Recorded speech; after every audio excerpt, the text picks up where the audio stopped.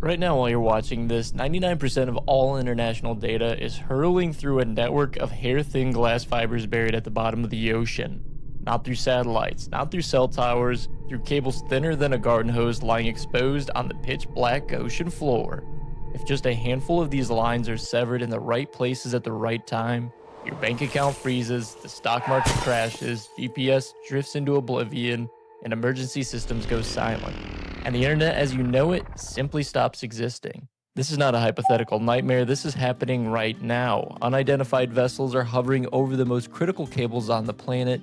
Nations are pointing fingers, repair ships are stretched impossibly thin, and the trillion-dollar digital economy you depend on every single day is dangling from a thread buried 2 miles beneath the waves. Here's how vulnerable our civilization really is and why almost no one is talking about it. Section 1, the invisible backbone. Let's start with the part that breaks most people's brains. When you send a message from New York to London, or stream a video hosted in Tokyo, or execute a stock trade through a server in Frankfurt, that data doesn't bounce off satellites, it shoots through a fiber optic cable sitting on the ocean floor, traveling at pulses of light at nearly the speed of light itself. There are over 550 of these submarine cables crisscrossing the planet right now, stretching across more than 1.5 million kilometers of seabed.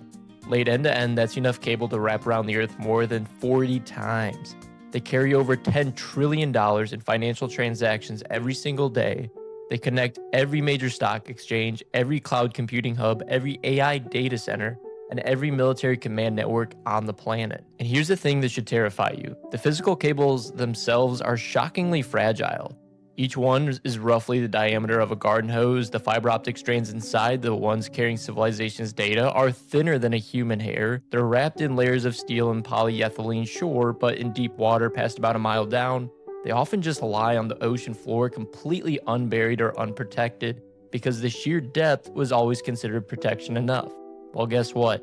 It wasn't. The entire modern world funnels through a handful of landing stations, the onshore buildings where these cables come ashore and connect to terrestrial networks. Some of the busiest ones sit in places like Singapore and Egypt, and a stretch of coastline in Cornwall, England. Knock out a few of these landing stations and you don't just load the internet, you sever entire continents from each other. Section 2, choke points and physical fragility.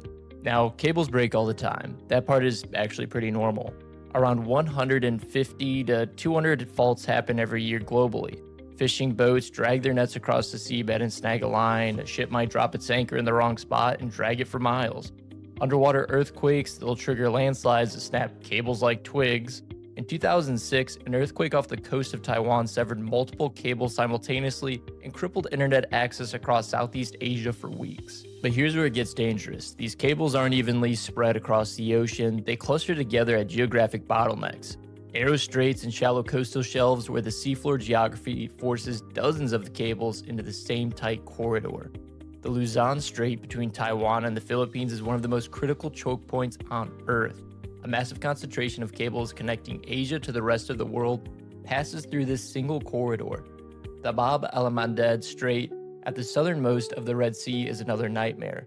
Cables linking Europe, the Middle East, and South Asia all thread through this narrow choke point between Yemen and Djibouti. In September of 2025, 15 submarine cables were severed in the Red Sea Strait in a single event, causing widespread internet disruptions across the Middle East and Southeast Asia. And when a cable breaks in one of these remote deepwater locations, fixing it is agonizingly slow.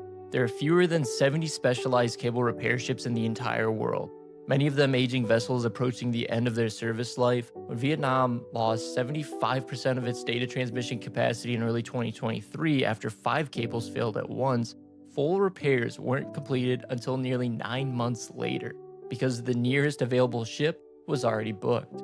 The global fleet is booked out years in advance. Industry analysts estimate it will take roughly $3 billion in new investment just to replace the ships that will age out by 2040.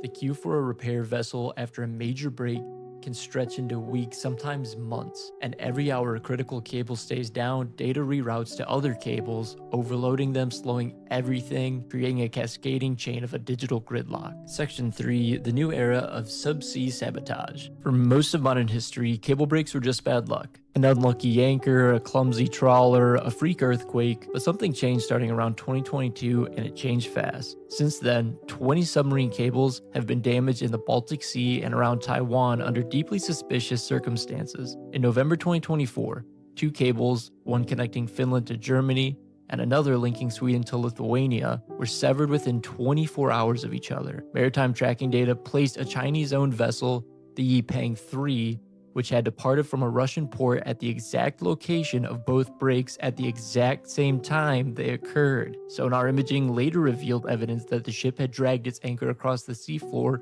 for roughly 160 kilometers. On New Year's Eve in 2025, Finnish authorities scrambled a national emergency response after a cable connecting Helsinki to Tallinn was cut.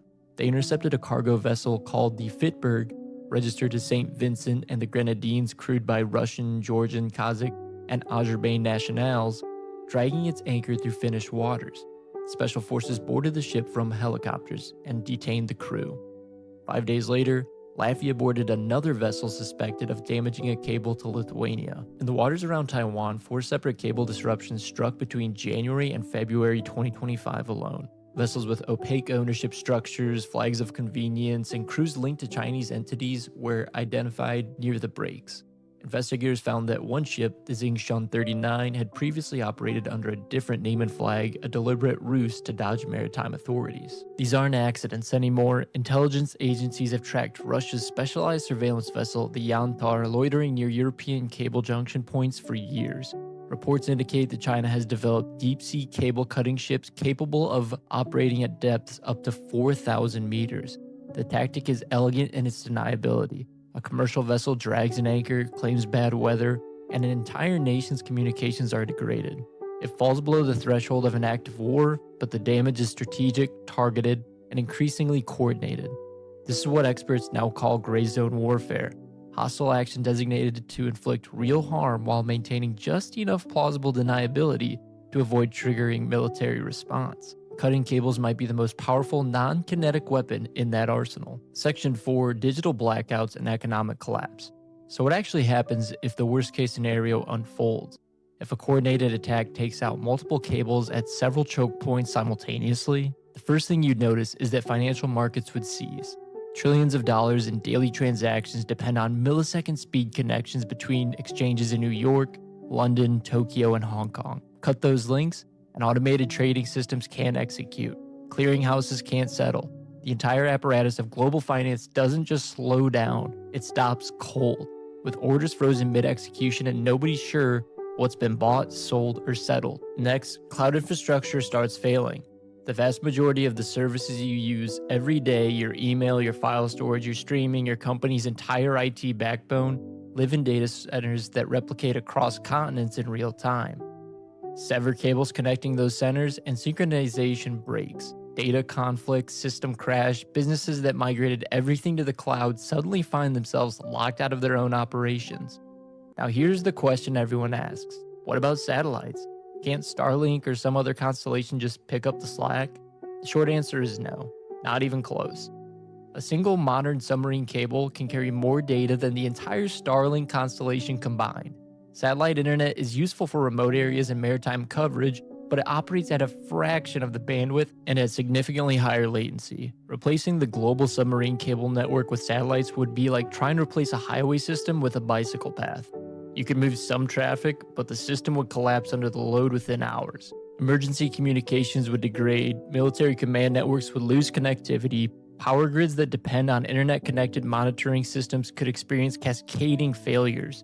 Hospitals running cloud-based records would lose access to patient data. Air traffic control systems that coordinate across borders would be forced into degraded manual modes. And the societal ripple effects compound fast. No internet means no mobile payments in regions that have gone cashless, no logistics coordination for supply chains, no real-time coordination for disaster response.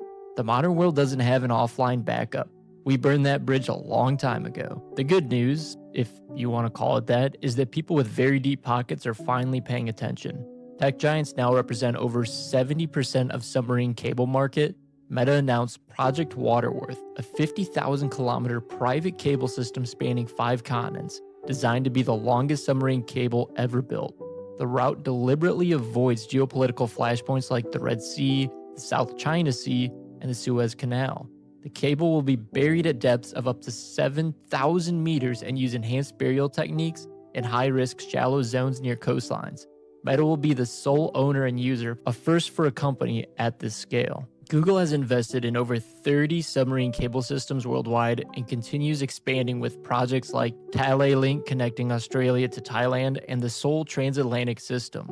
Amazon is planning its own cable to link the United States and Ireland. Between 2025 and 2027, an estimated $13 billion will pour into the new submarine cable projects, nearly double the investment of the previous 3 years, driven largely by the insatiable bandwidth demands of artificial intelligence. On the security front, NATO launched Operation Baltic Sentry in early 2025, deploying frigates, patrol aircraft, and naval drones to protect critical undersea infrastructure in the Baltic Sea.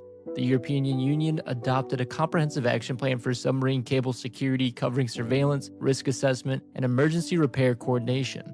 Japan committed to subsidizing cable repair ships to ensure faster response times. The United States passed the Strategic Subsea Cables Act of 2025, strengthening criminal penalties and sanctions against those who damage cables. Taiwan deployed automated warning systems on critical cables that alert nearby vessels not to drop anchor. But here's the uncomfortable truth beneath all of this progress. The legal framework protecting submarine cables is still rooted in an 1884 treaty, the Convention for the Protection of Submarine Telegraph Cables, written in an era of Morse code and wooden ships. Under current international law, deliberately cutting a cable on the high seas is a misdemeanor. The penalty under US law before the recent reforms was up to 2 years in jail and a $5,000 fine. Flag state jurisdiction means the country where a suspicious vessel is registered holds primary authority to investigate, and when that country is Russia or China, meaningful accountability is essentially non-existent. The ocean floor remains in many ways a legal no man's land. The cables that carry civilization's lifeblood have no dedicated international protection force. No standing treaty requires nations to guard them. We built the entire digital world on an invisible backbone of glass and light stretching across the abyss. And then we left it almost completely undefended. The question isn't whether someone will try to exploit that vulnerability again. The question is whether we'll be ready when they do.